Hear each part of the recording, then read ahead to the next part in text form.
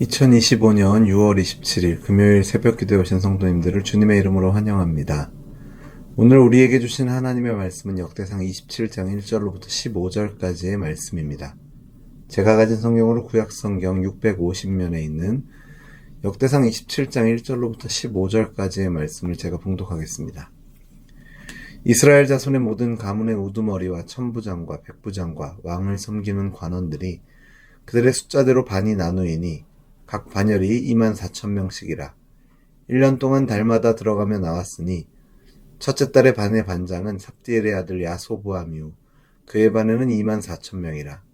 그는 베레스의 자손으로서 첫째 달 반의 모든 지휘관의 우두머리가 되었고 둘째 달 반의 반장은 아호와 사람 도데요 또 미글롯이 그의 반의 주장이 되었으니 그의 반에 24,000명이요 셋째 달 군대의 셋째 지휘관은 대제사장 여호야다의 아들 브나야요 그의 반에 24,000명이라.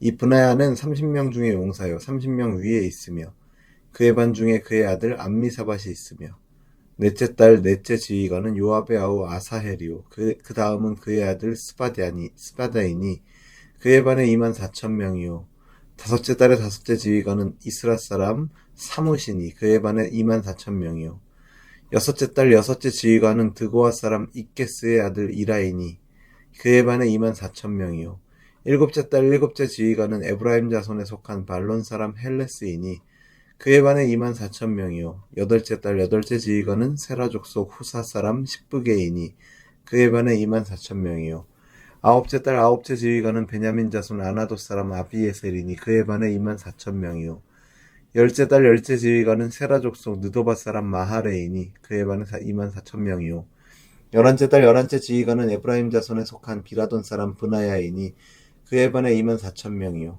열두째 달 열두째 지휘관은 온니엘 자손에 속한 느도바 사람 헬데니 그 반에 24,000명이었더라.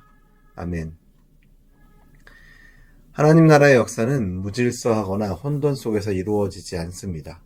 성경은 하나님께서 질서의 하나님이심을 반복하여 가르칩니다. 오늘 본문은 다윗이 나라의 안전과 하나님의 백성을 보호하기 위해 군사 조직을 체계적으로 갖추는 모습을 기록하고 있습니다. 12개의 반열로 조직된 상비군은 매달 교대로 임무를 맡아 효율적으로 국가의 안보를 지켰습니다. 이 모습 속에서 우리는 영적 군사로 부름받은 우리 자신의 책임과 질서를 발견하게 됩니다. 첫 번째로 하나님은 우리의 삶에 명확한 질서와 체계를 원하십니다.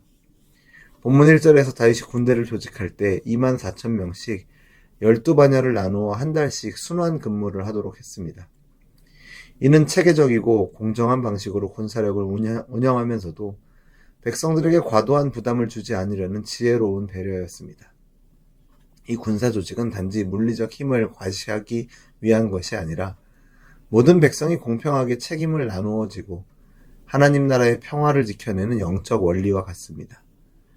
하나님 나라의 일도 마찬가지입니다. 우리가 교회에서 섬길 때, 우리의 삶의 자리에서 하나님을 섬길 때 혼자만의 힘으로 하는 것이 아니라 서로 질서를 이루어 협력하는 것이 중요합니다. 사도 바울은 고린도전서 14장 40절에서 모든 것을 품위 있게 하고 질서 있게 하라라고 말했습니다. 질서는 하나님의 성품이며 우리의 삶에도 반드시 필요하다라는 것을 우리가 기억해야 할 것입니다. 두 번째로 각자의 위치에서 충성스럽게 책임을 감당하는 모습이 우리에게 필요합니다. 오늘 본문 2절부터 15절의 말씀은 각 달의 복무였던 지휘관들이 소개됩니다. 이들은 모두 뛰어난 용사들이었습니다. 특히 이들 중에 몇몇은 이전의 용사 목록에서 용맹과 헌신을 보여주었던 자들이기도 합니다.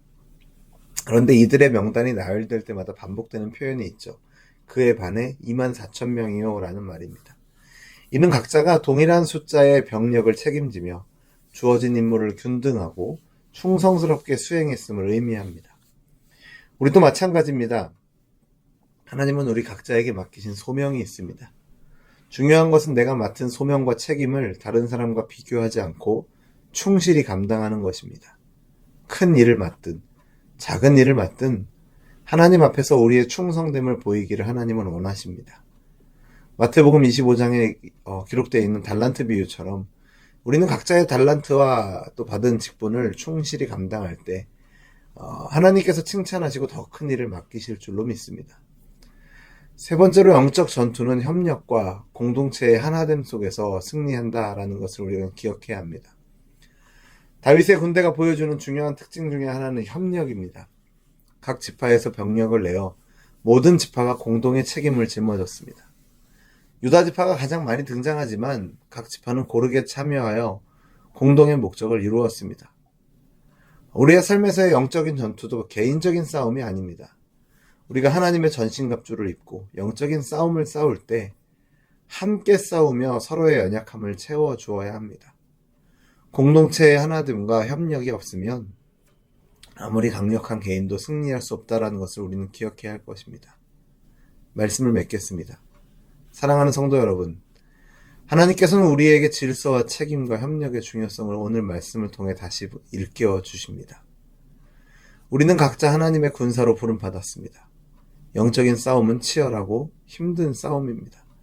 그러나 각자의 자리에서 하나님이 주신 질서에 순종하고 맡겨진 책임을 충성스럽게 감당하며 공동체 안에서 협력할 때 우리는 반드시 승리할 줄로 믿습니다. 우리 모두가 다윗의 군대처럼 질서 있고 충성되며 하나 되는 하나님의 군사가 되어 주님의 몸된 교회를 보다 더 아름답게 세워가는 저와 여러분 되기를 주님의 이름으로 축원합니다. 기도하겠습니다. 하나님 아버지, 이 새벽에 다윗의 군대를 통해서 또 그 모습을 통해서 주님께서 우리의 삶에 요구하시는 질서와 책임, 협력의 정신을 배우게 하시니 감사드립니다. 우리의 삶이 무질서와 자기중심으로 흐르지 않게 하시고 하나님의 성품을 닮아 모든 것을 품위 있고 질서 있게 행하는 믿음의 사람이 되게 하여 주옵소서. 주님께서 각자에게 맡기신 소명 앞에서 충성되게 하시며 나의 사명과 다른 이의 사명을 비교하지 않고 주님 앞에서만 신실하게 살아가는 우리가 되게 하여 주옵소서. 또한 우리 모두가 하나님의 군사로 부름받은 것을 기억하고 서로 협력하고 함께 싸우며 공동체로서 영적 전쟁에 승리하도록 우리를 인도하여 주옵소서. 교회를 하나 되게 하시고 우리를 통해 하나님의 나라가 보다 더 견고하게 세워지도록 우리를 사용하여 주옵소서. 그렇게 사용하여 주시고 인도하여 주실 것을 믿고 감사드리며 예수님의 이름으로 기도드립니다. 아멘.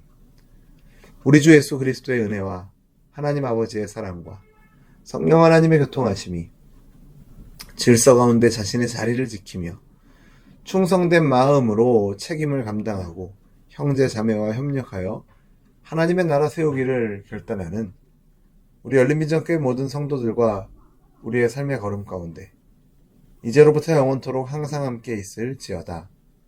아멘.